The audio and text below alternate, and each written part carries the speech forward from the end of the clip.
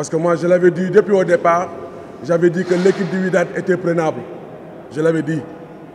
Et je croyais à ça. On l'a joué à l'aller, on a perdu 2-0. Nous nous sommes bien préparés au retour. Malgré notre escale à Bamako où on avait un camp d'entraînement, on a eu le temps de bien s'entraîner, de bien récupérer. D'emblée, dans ce match, les gosses ont respecté les consignes tactiquement et techniquement. On a bien maîtrisé notre sujet. On a joué au football. On a créé des occasions. Et l'une de ces occasions, je pense qu'on a marqué le premier but. Mais après avoir marqué le premier but, il y avait de la place pour mettre le deuxième but en première période. Mais par moment, on a confondu vitesse et précipitation. Soit il y avait les mauvais choix ou les mauvaises décisions qu'on avait prises.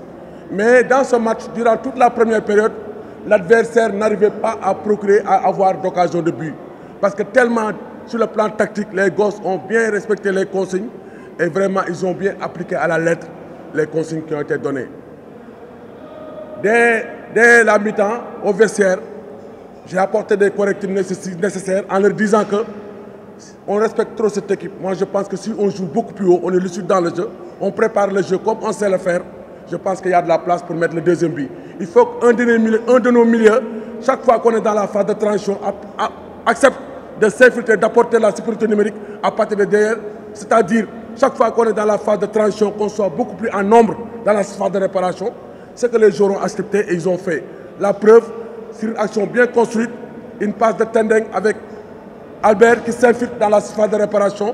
On lui donne un ballon en or en profondeur et il a fait une piquée, un ballon piqué pour mettre le deuxième but au fond du filet. Mais c'est regrettable.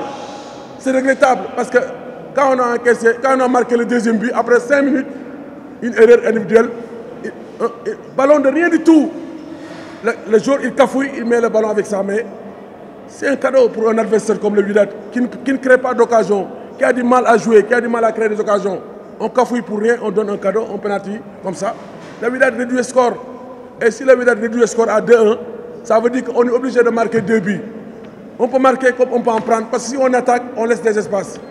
Mais malgré tout ça, je pense qu'on a défendu véhément, on n'a pas concédé beaucoup d'occasions. Mais encore, il y a quelques détails dans le dernier tiers où les prises de décision, les prises de risque, les bons choix n'ont pas été faits par moment. Mais après, il y a des remplaçants comme Ribéry, comme Toupane, qui ont apporté du 109. Et je pense qu'on a joué le va-tout. Et en fin de compte, on a marqué le 3e but. Bon, c'est difficile d'être éliminé comme ça, mais je pense que il n'y a pas de péril à la demeure. Il est nul. Il est nul.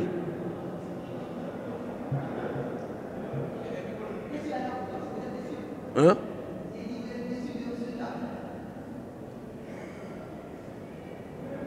J'aurais aimé qualifier, je suis un peu déçu quand même. Parce qu'il y avait de la place aujourd'hui pour se qualifier. Pour moi, en fait, donc, ça ne sert à rien en fait, aujourd'hui de contester, parce qu'en fait, ça ne sert à rien. Parce qu'aujourd'hui, quand l'arbitre décidait de mettre fin au match, nous ne pouvons rien au niveau du temps additionnel. Par expérience, nous savons qu'aujourd'hui, protester ou envoyer une lettre de réclamation, ce sera quelque chose qui sera enregistré, mais il n'y aura pas de résultat. Effectivement, nous assumerons aujourd'hui, quelles que soient les décisions que les instances du football africain vont prendre, nous les accepterons avec philosophie, mais je ne pense pas que ces incidents-là soient suffisamment graves pour que le Jaraaf soit suspendu. Peut-être qu'il y aura peut-être donc des sanctions financières, je n'en sais pas, j'anticipe sur rien du tout, mais quelles que soient en fait les décisions que les instances du football africain vont prendre, nous assumerons entièrement. En tout cas, par rapport au match proprement dit, je pense que la qualification, déjà, elle se joue un peu, c'est vrai, à Casa, où on gagne 2-0. On pensait être sur un matelas tranquille, mais on sait tous dans le football, en tout cas, que ça va très vite. On prend un but en première mi-temps dans les 15 premières minutes. Voilà, en deuxième mi-temps, on prend aussi un but très tôt. Ce but très tôt met le Jaraaf dans le bas, parce que